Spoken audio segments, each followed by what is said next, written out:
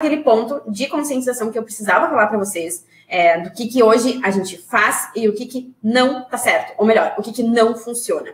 Criou-se uma pirâmide alimentar há muito tempo atrás, né, mesmo no período que foram criadas as diretrizes alimentares, na qual a base dessa pirâmide é uma base rica em carboidrato, e eu achei sensacional essa imagem aqui, porque junto com essa base da pirâmide rica em carboidrato, nós podemos ver que temos aqui gordura. E olha como eles estão compondo a base juntamente com uma alimentação rica em carboidrato. Então, isso não está funcionando. Então, a gente tem aqui uma base rica em carboidrato, e a gente sabe é o quê? Que é a sinalização constante, a sinalização contínua de uma alimentação rica em açúcar. Leia-se açúcar, não somente você adicionar o açúcar de mesa, aquele branquinho, ou que seja o demerara, açúcar mascavo, enfim, açúcar na sua alimentação, mas é toda fonte ou todo alimento que tenha bastante carboidrato, ele vai virar açúcar na corrente sanguínea, ponto. Isso vai acontecer. E é o que a gente vê que acontece na base da nossa alimentação, né? A alimentação convencional é uma alimentação riquíssima em carboidrato, riquíssima nessa sinalização. E olha como isso é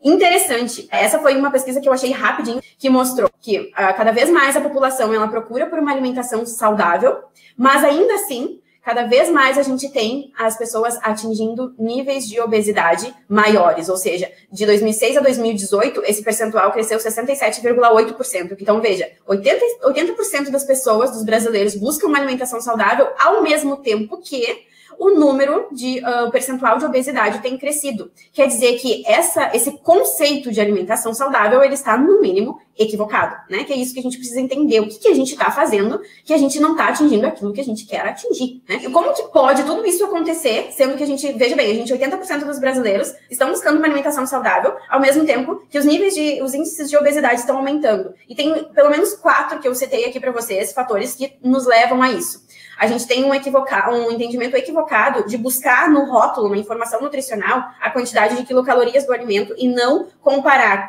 como que compõe aquelas calorias e quais os ingredientes. Assim como com diversos fatores, assim, de uma vida agitada, naquela mesma informação dessas pessoas, desses 80% que buscam uma alimentação saudável, eles dizem, existem 2 motivos, 2 razões para a derradeira de não sempre conseguir uma alimentação saudável, que é o quê? A agilidade de consumir ultraprocessados, ou seja, produtos, aqueles que você desembala, né, e não que você descasca, e outro é comer demais. E comer demais por quê? Por depositar na alimentação toda a tensão emocional, todo o fator emocional, como a alimentação como recompensa e a descarga de emoções ali naquela alimentação. Então, é como a gente lida com esse lado psicológico, esse desequilíbrio na quantidade, não é só a quantidade, mas também em quais alimentos que a gente faz isso, e a inversão de prioridade, que é você priorizar, por exemplo, você ter mais tempo para trabalhar do que você ter mais saúde, ou você gastar com determinadas coisas e poupar no quesito alimentação por questões de, sei lá, de achar caro e tudo mais. Então, veja bem, quando a gente olha um produto e procura pela quantidade de calorias, muitas vezes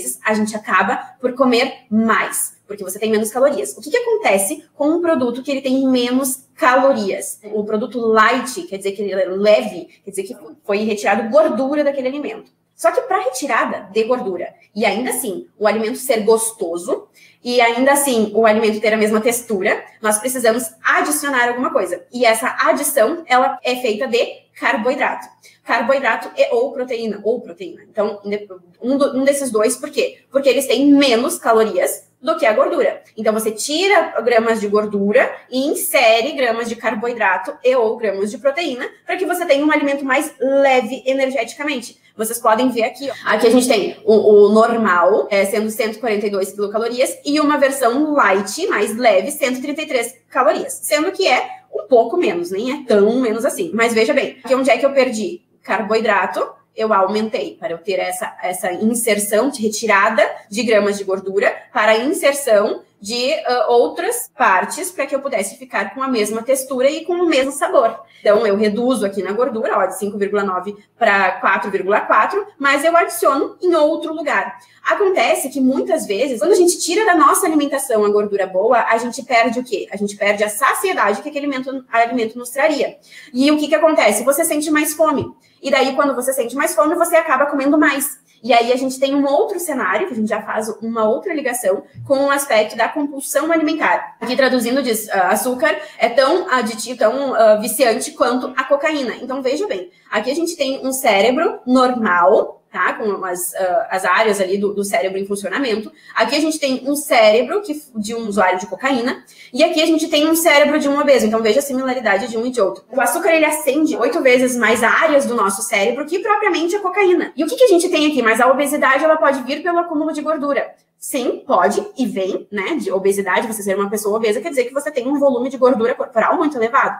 E isso tem diversas consequências para a nossa saúde. Mas e por que a gente faz essa ligação aqui da obesidade com o açúcar? Lembra, excesso de carboidrato, que é muito facilmente atingido, vira gordura. Nós conseguimos lidar com uma quantidade específica de açúcar por vez nas nossas células. A gente não consegue, 3 pessoas não conseguem passar pela porta ao mesmo tempo. É assim mais ou menos que acontece nas nossas células, né, no nosso corpo. A gente consegue usar como energia uma quantidade específica de glicose por vez. E aí o que acontece com aquela glicose que está demais, que foi demais, consumido demais? Você vai fazer estoque de gordura. Então, olha só, o que a gente tinha antes, o nosso consumo de antes, é o consumo de carboidrato e a comparação com a massa corporal na população. Então, veja bem, lá em 1965, a gente tinha um consumo, aqui o azul é a gordura, um consumo maior de gordura do que de carboidrato. Aqui beirava a quase 45% de gordura para já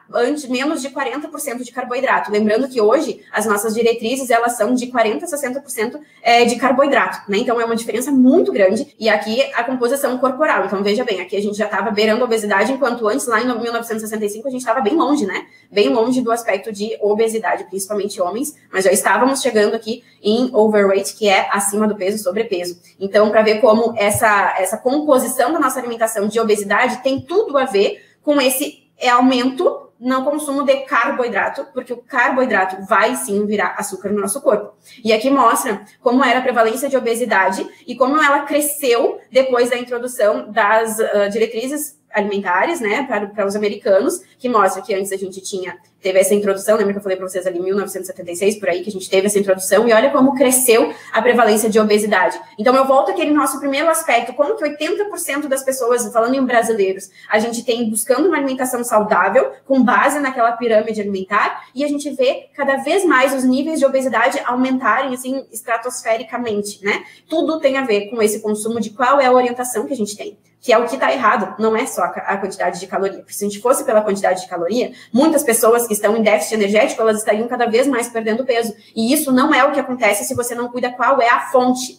Então, veja bem, aqui eu tenho uma curva de como que afeta a nossa glicose no sangue, a nossa glicemia, ao consumir a resposta que nós temos no nosso sangue, ao consumir uma refeição com maior quantidade de carboidrato. Então, veja um aspecto aqui, ó. Eu tenho uma elevação na minha glicemia.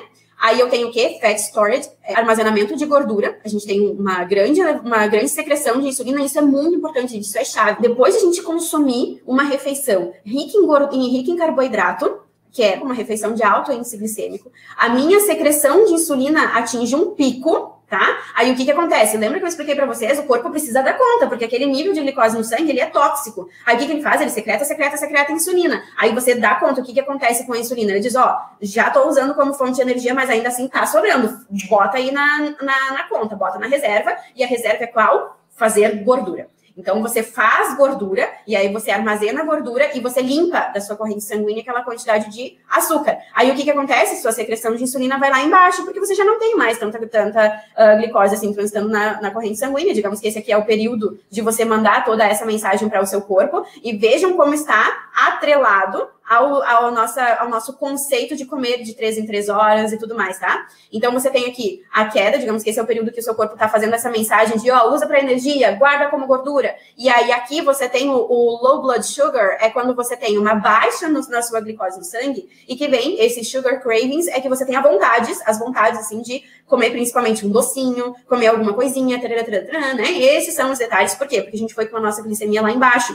Isso não quer dizer que nós somos hipoglicêmicos, quer dizer que nós simplesmente estamos respondendo a uma refeição rica em carboidrato, rica em açúcar, que demandou uma insulina mais elevada e que agora o nosso corpo está respondendo a isso. Aí depois, quando você já vai chegando no ponto zero de novo, é quando você sente a fome, que é o quê? Aquele conceito de comer de 3 em 3 horas. Agora, olha a diferença quando você tem uma refeição de índice glicêmico baixo que você não vai ter um pico de secreção de insulina e que você vai se manter de uma forma mais estável, e por isso que é o fat burn, que é queimar gordura. Você está no modo de queimar gordura como fonte de energia. E por isso que é tão importante a gente entender o que a gente está fazendo de errado. A gente tem que entender que não é só estética, não é só você estar acima do peso. Claro que é você botar uma roupa e você se sentir bem, você poder se olhar no espelho, você não ficar fugindo do espelho, você não ter nem satisfação de sair na rua, de ir no encontro com amigos, porque você fugir de fotos, não é isso. Além de tudo isso, na verdade, a gente tem que entender que isso tudo nos leva a esse problema. É a doença que você vai ter no seu coração, porque esses amarelinhos aqui, eles são o quê? Gordura.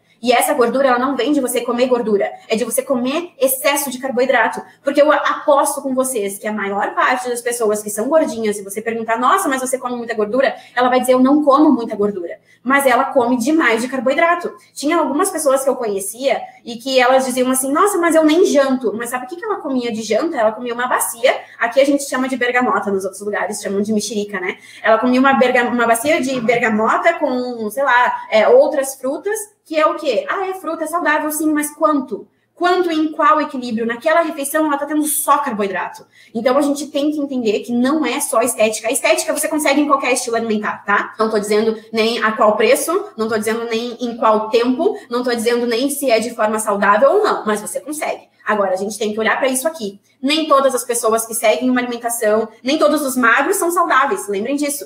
Mas praticamente, ou melhor, todos os obesos têm alguma particularidade de saúde com algum comprometimento.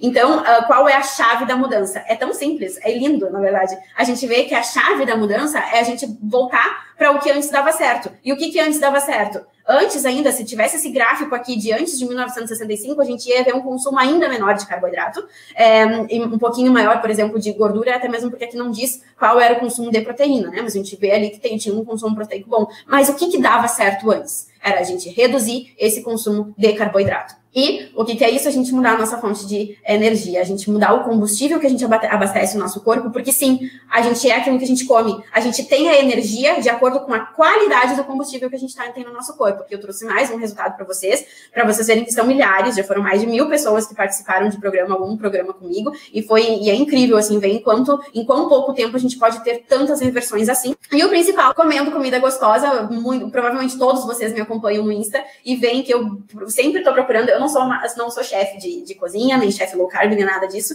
Eu sou uma apaixonada pelo mundo cetogênico, pela bioquímica, pela fisiologia, pela alimentação, pela nutrição, pelo mundo saudável. E eu busco receitas para tornar a nossa vida, que busca uma alternativa de vida mais saudável, com uma fonte de energia diferente, mais fácil. Então, vocês devem ver que eu estou sempre testando alguma receita, e o meu objetivo é, lógico, que satisfazer as nossas vontades aqui em casa, por exemplo, vontade de comer isso, vontade de comer aquilo outro, mas também de poder oferecer para vocês alternativas de encontrar esse estilo de vida e de uma forma super, ultra, mega gostosa, fazendo que o nosso corpo se torne uma máquina de queimar gordura, trabalhando a nosso favor. E o trabalhar ao nosso favor é você ter mais energia, é você ter mais disposição, você conseguir tirar um projeto do papel, você comer com vontade, com prazer, e são diversos. Então, só para mostrar que isso tudo é possível no momento que a gente dá o quê? A gente dá o combustível certo para o nosso corpo. Como que funciona a metabolização pelo nosso corpo? Então, não é independente se eu estou comendo alguma coisa que tenha açúcar.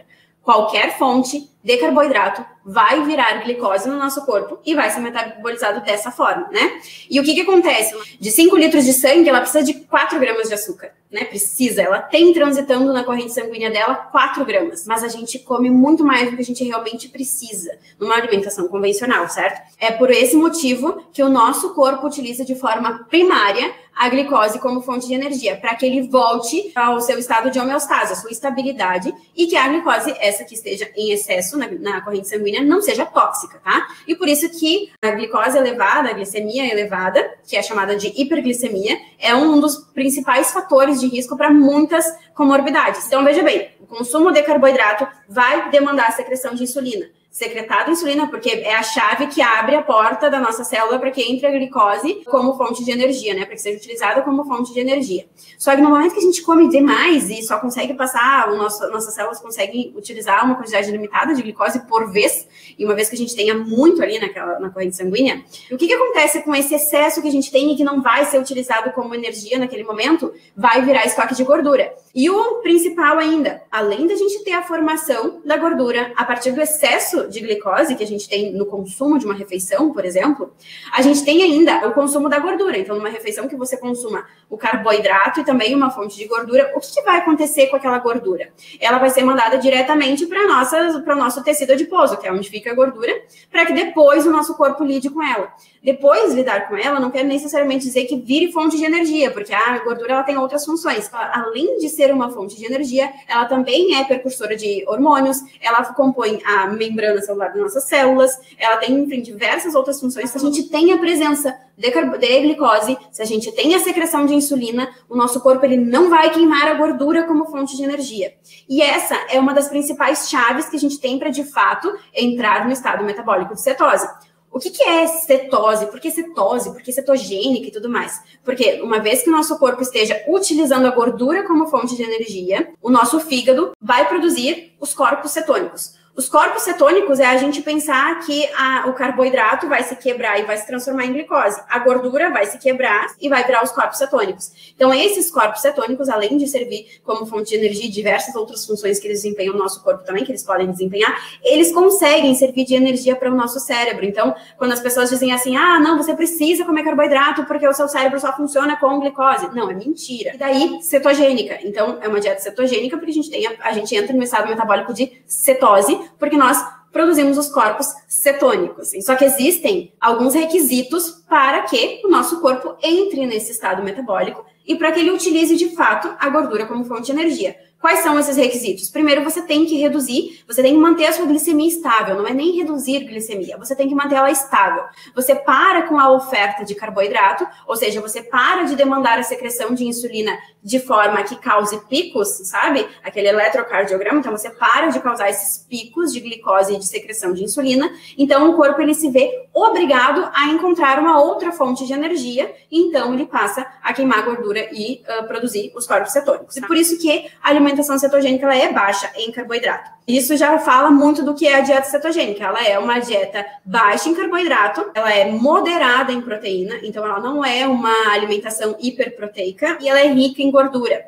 Exatamente para que por meio da alimentação a gente estimule o nosso corpo a utilizar a gordura. Ao invés de ele receber o carboidrato e ele ser induzido a usar a glicose como fonte de energia, você vai induzir ele de forma diferente, por meio da alimentação, dando mais gordura do que carboidrato, mantendo a sua glicemia estável, ele vai começar, então, a buscar a gordura como fonte de energia. Olha só, os percentuais desses clássicos aqui de uma alimentação cetogênica, eles podem variar. Por que uma alimentação, na verdade, a gente nunca pode falar um valor absoluto? E sempre vou falar para vocês em percentual, porque cada um tem a sua necessidade energética. Então, não tenho como eu dizer, é 30 gramas para todo mundo. Para mim, que sou uma pessoa pequena, é 20 gramas. Para uma pessoa que treina mais e que tem mais músculos e que é mais alta e tudo mais, pode ter uma quantidade de carboidratos diferente. Quando eu amamentava, a minha quantidade de carboidrato era diferente. Então, por isso que a gente tem um ponto de partida e a gente tem uma limitação de carboidrato pelo impacto que a gente vai ter e pelo estímulo de secreção de insulina. A insulina não é vilã, o problema é a hipersecreção, né? Esse é um grande problema. Como que eu vou saber qual é o perfeito para mim? Você começa do básico, que é 70% de gordura, 25% de proteína e 5% de carboidrato, e vai jogando como que você consegue alterar. Então, de você perceber qual é a sua quantidade mais ideal, tá? É por meio da experimentação. Não tem outra alternativa porque somos indivíduos, né?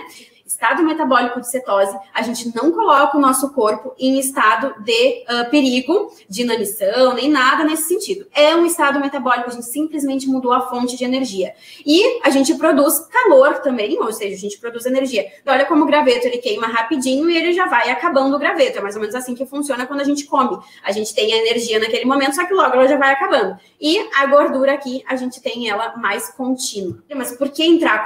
Quais são os benefícios que eu tenho? Se meu corpo funciona com os dois combustíveis, por que usar a gordura? Primeiro, para virar a máquina de queimar gordura e queimar o estoque de gordura, né? Logicamente. Porque não só esteticamente, mas a gente tem diversos outros problemas de saúde que são vinculados com obesidade, com excesso de gordura corporal, estetose hepática não alcoólica, triglicérides, enfim, diversas outras inflamação e tudo mais. E assim, então, olha só, a redução na quantidade dessas pequenas partículas de LDL, que são as que estão oxidadas, vão causar, então, podem causar aterosclerose. Não, individualmente, o colesterol total, ele não diz nada mais. A gente tem que ver um conjunto, né? Então, não adianta de nada você ter um colesterol baixo, glicemia elevada, triglicerídeos elevados e proteína C reativa elevada. Então, tudo isso a gente tem que sempre entrar num conjunto. Mas olha a quantidade de benefícios que a gente tem utilizando a gordura como fonte de energia no estado metabólico de cetose. E, logicamente, que o que mais agrada aos nossos olhos, né, é como que eu vou ter resultados. Qualquer estilo alimentar você pode emagrecer, tá?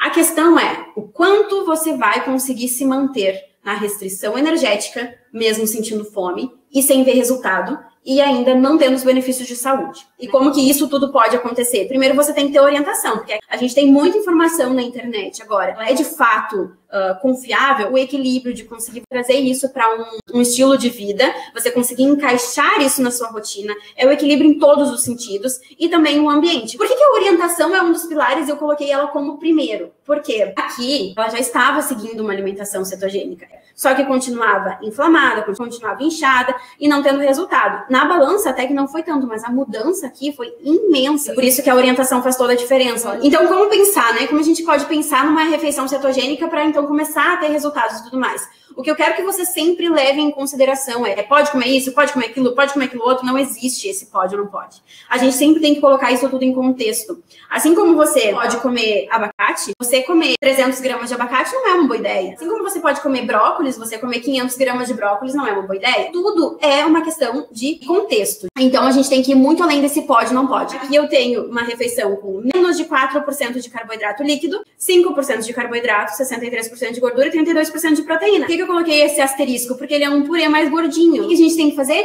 é saber encaixar. A gente não tem que ficar preso nesse pode ou não pode. A gente tem que ter a liberdade, entender o que a gente está fazendo para daí a gente conseguir combinar. Existem alimentos que são mais fáceis de fazer essas combinações, com certeza, são aqueles que a gente prioriza.